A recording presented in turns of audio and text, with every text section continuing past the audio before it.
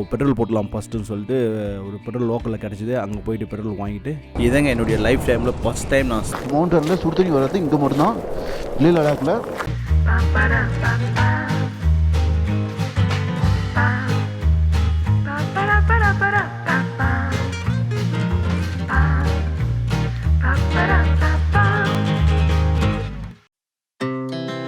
Our hearts beat to the city streets.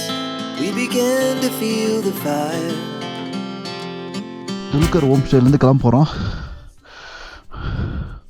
இன்றைக்கி எத்தனாவது நாள்னே ஞாபகம் இல்லை. எல்லாம் கிளம்பியாச்சு. பைக்லாம் ரெடியாக இருக்குது.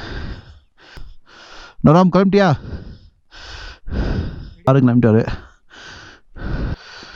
நம்ம ஜெமினி டன். நாமளும் கிளம்பியாச்சு. இன்னும் சாய் மட்டும் தான் வரல. துல்கர் ஹோம் ஸ்டே நல்லா பார்த்துட்டாங்க. ஃபுட்டு நல்லா இருந்தது.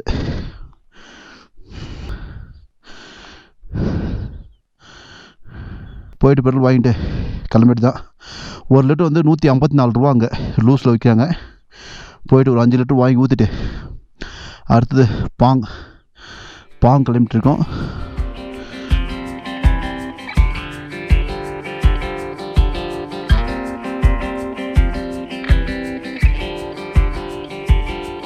ஸோ ஃபைனலாக நாங்கள் வீட்டுக்கு கிளம்பிட்டோம். நேற்று உம்லிங்லாம் பார்த்தோம். லேட் நைட் தான் வீட்டுக்கு வந்து சேர்ந்தோம். தட் மீன்ஸ் ரூமுக்கு. ஸோ இன்றைக்கி மார்னிங் நாங்கள் அங்கேருந்து கிளம்பி ஸோ பெட்ரோல் போடலாம் ஃபஸ்ட்டுன்னு சொல்லிட்டு ஒரு பெட்ரோல் லோக்கலில் கிடச்சிது. அங்கே போயிட்டு பெட்ரோல் வாங்கிட்டு அங்கேருந்து கிளம்பிட்டோம். ஃபார் லிட்டர் வந்து 154 ரூபா அங்கே சேல்ஸ் பண்ணுறாங்க.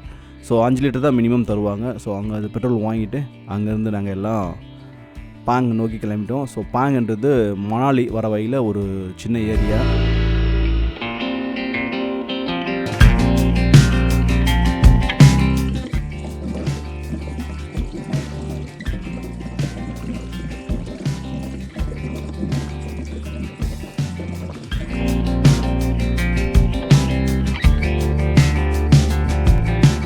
ஃபைனலாக எல்லாருமே டேங்க் ஃபுல் பண்ணியாச்சு.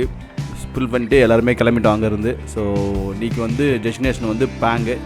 ஸோ பேங் நோக்கி தான் நாங்கள் இன்றைக்கி போயிட்டுருக்கோம். ஆனால் வானிலை கொஞ்சம் மோசமாக தான் இருந்தது. மார்னிங்கே பார்த்திங்கன்னா மழை வர மாதிரி இருந்தது. ஆக்சுவலி அங்கே மழை வராது, ஸ்னோ தான் வந்துட்டு இருந்தது. நீங்கள் இப்போ பார்த்துட்டிங்களே, அது ஆக்சுவலி ஸ்னோ அது.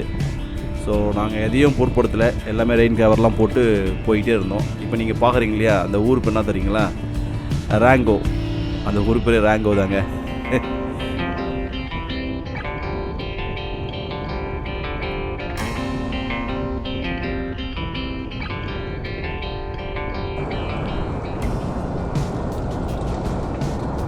இதாங்க என்னுடைய லைஃப் டைமில் ஃபஸ்ட் டைம் நான் ஸ்னோவில் வந்து பைக்கில் ட்ராவல் பண்ணுறது.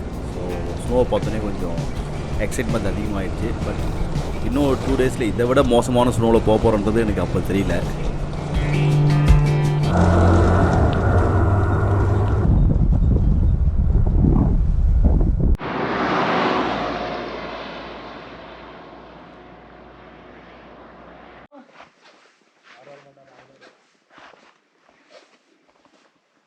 லடாக்கில் இப்போ நீங்கள் பார்க்குறீங்களே மொபைல் டவர், இந்தமாதிரி டவர் வந்து அங்கங்கே இருக்குங்க. ஸோ இந்த டவர் தெரிஞ்சாவே நம்மளுக்கு கண்டிப்பாக 4G கிடைக்கும்.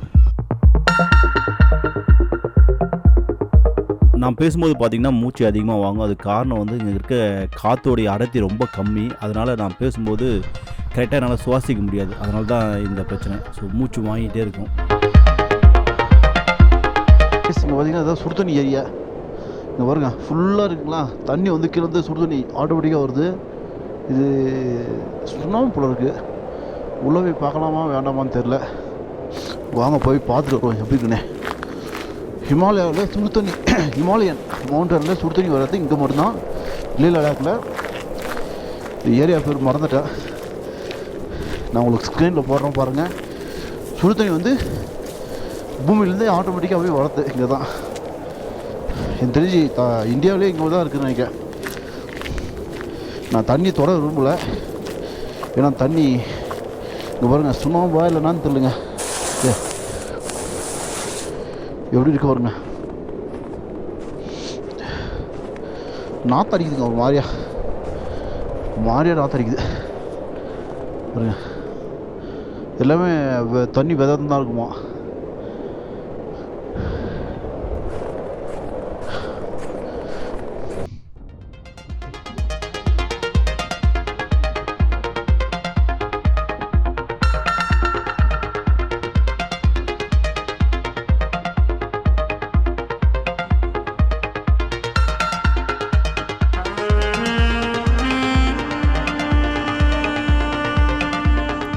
இப்போ நீங்கள் பார்க்குறீங்க இல்லையா, அது ஒரு பெரிய ஏரிங்க. அது இவ்வளோ பெரிய ஏரியா அங்கே எப்படி வந்ததுனே தெரியல. அவ்வளோ ஹைட்டில் நான் உங்களுக்கு மேப்பில் போகிறேன் பாருங்கள், அது எவ்வளோ பெருசு இருக்குன்னு.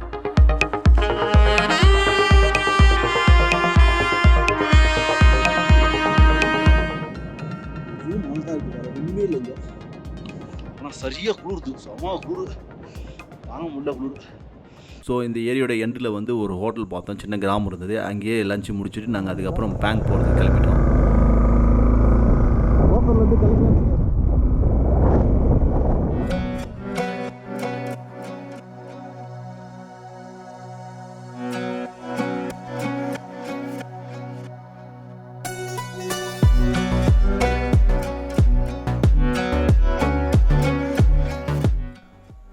ரொம்ப ஹை ஆட்டிடியூட் இருந்ததால் அன்றைக்கி ரொம்ப எக்ஸாஸ்டிங் ஆகிப்போச்சு. இன்றைக்கெலாம் ரொம்ப டயர்ட் ஆகிடுச்சு. எப்போ பேங் வரும்னு பார்த்துட்டே இருந்தோம். ஆக்சுவலி இதுதான் பாங்க, பட் எனக்கு தெரியல, இன்னும் தூரம் போகணும் போல இருக்குது அப்படின்னு நினச்சிட்டே இருந்தேன். பட்டு நாங்கள் பேங் ரீச் பண்ணிட்டோம்.